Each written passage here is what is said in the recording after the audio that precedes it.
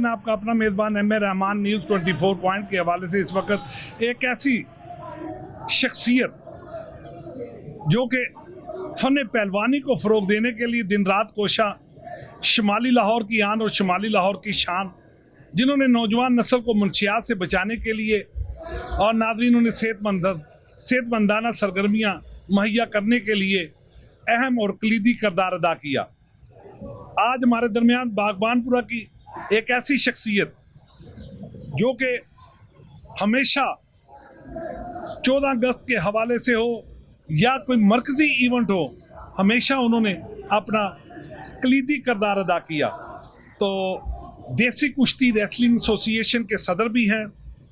देसी कुश्ती को फ़रोग देने के लिए गाय बगाए मुख्तलिफ इक़दाम करते हुए नज़र आते हैं। तो नाज़रीन, उनका नाम मोहम्मद अकरम अल मशहूर काला पहलवान आप बागबानपुरा, जिनसे आज एक ख़ुसूसी नशिस्त का एहतमाम किया गया है कि आया ना सिर्फ इस शो को पूरा करने के लिए आया वो क्या करते हैं, और इलाके में ही नहीं बल्कि अपने घर में इन्होंने एक खारा बना रखा है जहां पर नौजवान नस्ल 10 साल से लेकर 30 साल तक जो है वो पहलवान यहां पे नज़र आते हैं। तो हमारे साथ रहिएगा, हम बात करते हैं काला पहलवान साहब के साथ, आया वो इस शो को कैसे पूरा करते रहे और माजी में और आज के इस जदीद दौर में फ़न पहलवानी को फ़रोग देने के लिए क्या इक़दाम होने चाहिए, हुकूमती सतह पर इसके क्या इक़दाम होने चाहिए, वज़ीर आला पंजाब मरियम नवाज़ साहब को पंजाब स्पोर्ट्स के हवाले से इनके क्या माली मामनत होनी चाहिए ताकि फ़न पहलवानी को हकीकी मायनों में फ़रोग दिया जा सके। तो हमारे साथ रहिएगा। इस वक्त हमारे साथ मौजूद है मेयर मोहम्मद अकरम साहब अल मशहूर काला पहलवान आप बागबानपुरा जी। अस्सलाम वालेकुम। वालेकुम सलाम सर, क्या हाल चाल है? बिल्कुल ठीक है जी। सर, मेरा सबसे पहला बुनियादी सवाल जी जी कि शोबा पहलवानी के साथ कब से वाबस्ता है, और आया ये शौक बचपन से था या ये कब आपने इस तरफ जो है वो रुजू किया? बिस्मिल्लाहिर्रहमानिर्रहीम 1982 ਦੇ ਵਿੱਚ ਮੈਂ ਸਕੂਲ ਪੜ੍ਹਨ ਜਾਂਦਾ ਹੁੰਦਾ ਸਾਂ बहुत ਤੇ ਸਕੂਲ ਦੇ ਨਾਲ ਹੀ ਸਦੀਪ ਹੁੰਦਾ ਸਾਡਾ ਅਖਾੜਾ ਸੀ ਤੇ ਮੈਂ ਜਾਣਾ ਕਰਨਾ। ਦੁਪਹਿਰ ਹੁੰਦੀ ਸੀ, ਸਿਆਲੀ ਦਿਨ ਸੀ, ਮੈਂ ਸਕੂਲ ਦੇ ਜਾ ਕੇ ਬਸਤਾ ਰੱਖ ਕੇ ਤੇ ਖਾੜੇ ਨਾਲ ਜਾਣਾ ਕਰਨਾ। 2-2:30 ਵਜੇ ਜ਼ੋਰ ਹੁੰਦੇ ਸਨ ਤੇ ਮੈਂ ਮੇਰੇ ਵਾਲਿਦ ਸਾਹਿਬ ਚੱਲ ਗਏ ਮਾਸਟਰ ਕੋਲ, ਸਾਡਾ ਬੇਟਾ ਕੈਸਾ ਪੜ੍ਹਿਆ? ਉਹ ਕਹੀ ਇਹ ਆਂਦਾ ਬਸਤਾ ਰੱਖ ਕੇ ਨੱਠ ਜਾਂਦਾ। ਫਿਰ ਕਿੱਥੇ ਜਾਂਦਾ ਸੀ? ਉਹ ਮੇਰੇ ਪਿੱਛੇ ਗਿਆ, ਪਤਾ ਲੱਗਾ ਜੀ ਉਹ ਸਦੀਪ ਭਾਂ ਦੇ ਖਾੜੇ ਜਾ ਕੇ ਉੱਥੇ ਕੁਸ਼ਤੀਆਂ ਕਰਦਾ। ਮੈਂ ਜੀ ਉੱਥੇ ਜਾ ਕੇ ਕੁਸ਼ਤੀਆਂ ਕਰਾਂ ਮੇਰਾ ਅੱਬਾ ਮਗਰ ਆ ਗਿਆ। ਸਦੀਪ ਭਾਂ ਨੂੰ ਗਿਆ ਜੀ ਮੇਰਾ ਬੇਟਾ ਪੜ੍ਹਾਈ ਕਰਨ ਆਉਂਦਾ, ਤੁਹਾਡੇ ਕੋਲ ਆਇੰਦਾ। ਉਹਨੇ ਕਿਹਾ ਯਾਰ ਤੇਰਾ ਬੇਟਾ ਅੱਛਾ ਹੈਗਾ, ਪਹਿਲਵਾਨ ਬਣਨ ਵਾਲਾ ਤੇ ਇਹਨੂੰ ਕੁਸ਼ਤੀ ਭਲਵਾਨੀ ਸਿਖਾ। जी जी। ਉਹਨਾਂ ਨੇ ਮੈਨੂੰ ਕਿਹਾ ਤਾਂ ਸੱਟ ਬੇਟੇ ਲੱਗ ਜਾਏਗੀ। ਉਹਨੇ ਕਹਿੰਦਾ ਨਹੀਂ ਸੱਟ ਲੱਗਦੀ। ਮੈਂ ਭਲਵਾਨੀ ਕਰਨੀ ਸ਼ੁਰੂ ਕਰ ਦਿੱਤੀ। ਮਾਸ਼ਾਅੱਲਾ ਮੈਂ ਕਰਦਾ ਫਿਰ ਉਸ ਤੋਂ ਬਾਅਦ ਪੱਪੂ ਭਲਵਾਨ ਚਾਹ ਦੇ ਸੋਦਾ ਸ਼ਾਗਿਰਦ ਹੋ ਗਿਆ जी। ਉਸ ਤੋਂ ਬਾਅਦ अल्लाह ताला ने मेरी सुन ली, मैं भलवानी करनी शुरू कर दी थी। अच्छा सर, बहुत से नामवर पहलवान गुजरे हैं, जारा पहलवान, ETC वगैरह, मुझे ज़्यादा नाम नहीं आते। तो जब आप पहलवानी करते थे तो कौन से ऐसे जो नाम थे जिन्होंने आपको मुतासर किया हो उनकी कुश्ती ने?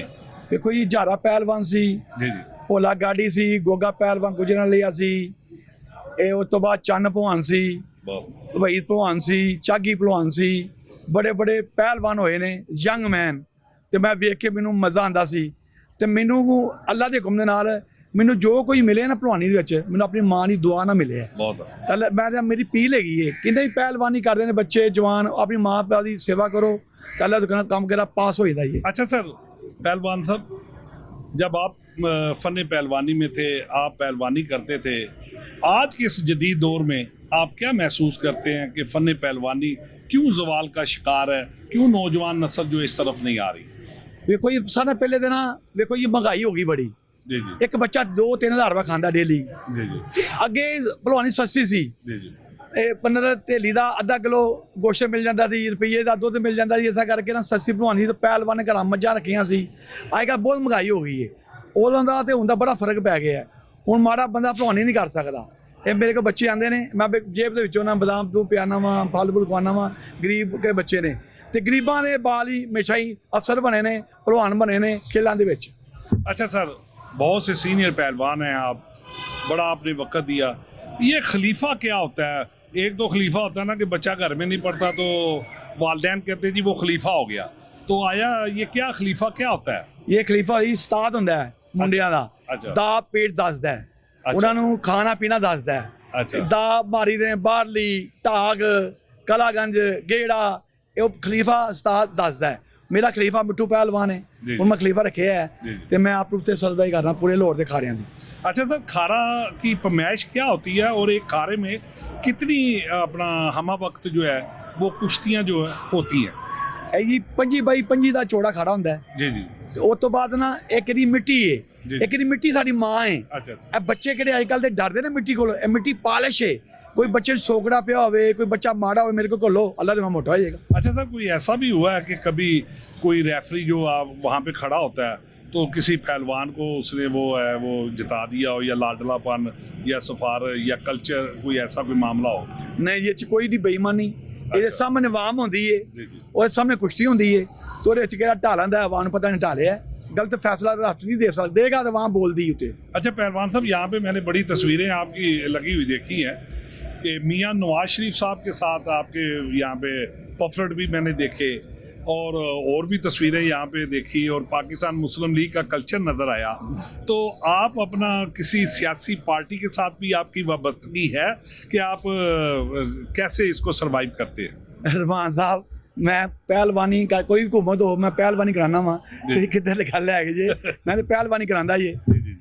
ते उस तरह मैनू मेरी केड़ी पार्टी है ना, ये पाकिस्तान मुस्लिम लीग है। मेरे मियाँ नवाज शरीफ दा आशिक हाँ, अल्लाह उन्होंने इन्ने काम कीते ने, मेट्रो बनाई, गांव दी सड़कां बनाईयां, दुध आ रहे ने, दुध खराब सब्जी खराब नहीं हो रही, बाई रोड आ रहे ने, ते मैं उन्हां दा फैन हाँ। ते मरी साल के मेरी पील हैगी है, मैनू 3-4 साल हो गए ने। अच्छा चले सर, ये तो बात बड़ी अच्छी है आपने बताई कि मौजूदा दौर इक़्तिदार में भी उनकी दबंग बेटी जो है मरियम नवाज साहबा वज़ीर आला पंजाब हैं, और स्पोर्ट्स बोर्ड में भी उन्हीं के जो है वज़ीर हैं। तो आज इसी हवाले से न्यूज़ 24 पॉइंट के हवाले से आप 14 अगस्त को प्रोग्राम भी करवा रहे हैं, फ़न पहलवानी को फ़रोग़ देने के लिए बहुत से आप इक़दाम भी कर रहे हैं, इसमें कोई शक नहीं। तो आज़ादी का महीना है, आज़ादी के दिन करीब आ रहा है 14 अगस्त, उस हवाले से आप दंगल भी करवाने जा रहे हैं। तो इसी हवाले से न्यूज़ 24 के हवाले से प्लेटफार्म से आज आप क्या मरियम नवाज साहबा को पैगाम देने जा रहे हैं, ताकि फ़न पहलवानी जो ज़वाल का शिकार है, और आज फ़न पहलवानी को कैसे फ़रोग़ दिया जा सकता है, न्यूज़ 24 पॉइंट के हवाले से इसके प्लेटफार्म से आज आप मरियम नवाज साहबा को क्या पैगाम देने जा रहे हैं? देखो जी, कि मियाँ नवाज शरीफ साहब ने, वज़ीर पंजाब साहब मरियम साहब ने, वो गांबे जारे पहलवानों के उन्होंने नाल गए ने, उन्होंने शदारी है। तो मेरा पैगाम है मरीम अगे, फैसल खोखर अगे, वज़ीर अगे, देखो मैं 4 साल तो मैं पहलवानी करा रहा वहाँ, उन्होंने इलम च होना चाहिए भी लाहौर च देसी कुश्ती फन किने चुके है, कि काला पहलवान, उन्होंने मैनू बुला के मेरे को वह पुछन। मैं ग्राउंडा लैना चाहना वा, खाड़े लैना चाहना वा, मैं बच्चियां तैयार करके बाद मुल्क लाँगा, गोल्ड मेडल लियानगे। अच्छा पहलवान साहब, मुझे याद आया कि ये हल्का भी मरियम नवाज साहबा का है, तो इसमें आपने सियासत में भी आप इंटरेस्टेड हैं, तो आपके हल्का में आई तो उस वक्त आपने मुतालबा किया कोई? देखो जी, हल्का 119 ਦੇ ਵਿੱਚ मैं मरीम नू, ख्वाजा मनान नज़ीर नू, अली परवेज नू, उस तो बाद सादा परवेज नू इत्थे मैं कामयाब कराया, 30 साल तो करा रहा वा। तो मेरी एक अपील हैगी है, मैनू बुलान पुछन सही मैर साहब की चाहिए है, मैं तुहानू हल्के कामयाब किया है, वो मैनू पुछन नहीं दिया कि आम बंदे नू पुछन दिया ने। तो इंशाअल्लाह मैनू पुछन, मैं पाकिस्तान ना रोशन करावां, बाहर मुल्कां दे बच्चे घल के गोल्डन मेडल लियाएंगे इंशाअल्लाह। जी नाज़रीन, ये थे मेहर मोहम्मद अकरम, काला पहलवान बानपुरा, जिन्होंने हमेशा फ़न पहलवानी के लिए दिन रात कोशिश की, और नौजवान नस्ल को सेहतमंदाना सरगर्मियाँ मुहैया करने के लिए अपना मरकज़ी और कलीदी किरदार अदा करते हुए नज़र आते हैं।